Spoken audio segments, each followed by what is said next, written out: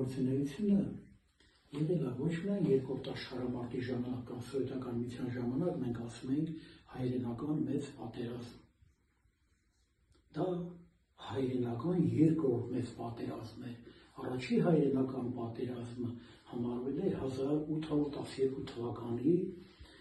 ռուս-ֆրանսիական պատերազմը։ Նա կոչվել է առաջի հայրենական պատերազմ, նա էլ է հայրենական կոչվել։ Եվ այդ անունով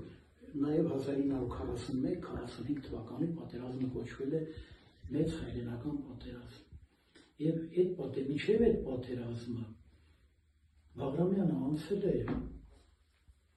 սովետական միության, ասենք, ոչ միայն այդ առաջին աշխարհամարտի մասնակցությունը, այլ շատ մեծ պայքար է տեղի ունեցել նաև այս երկու հայրենական պատերազմների մեջ ընկած ժամանակաշրջանում։ Հենց իրաներին հարցնում ինչի հենց ինքը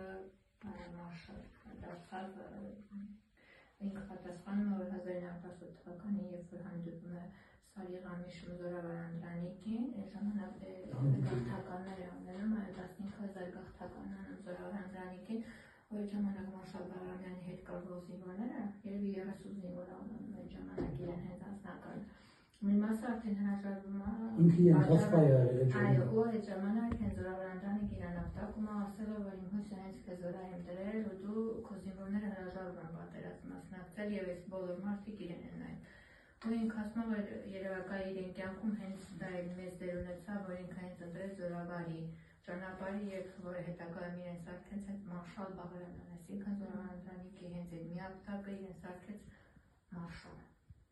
Հայտնի է, որ 1976 թվականին Հովհաննես Բաղրամյանը Սորաններ դենտրոպարկում ծառ է տնկել։ Ինչ հետաքրքիր ինֆորմացիա կա այդ իրադարձության վերաբերյալ։ Հիմա տեսեք,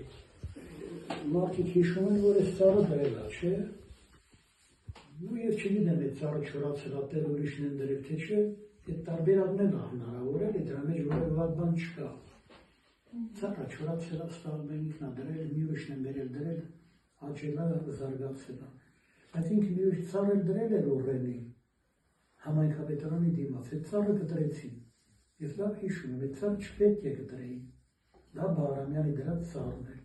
Մի հատ Օռենի էր, մեծ Օռենի էր, այդ Օռենին կտրեցին։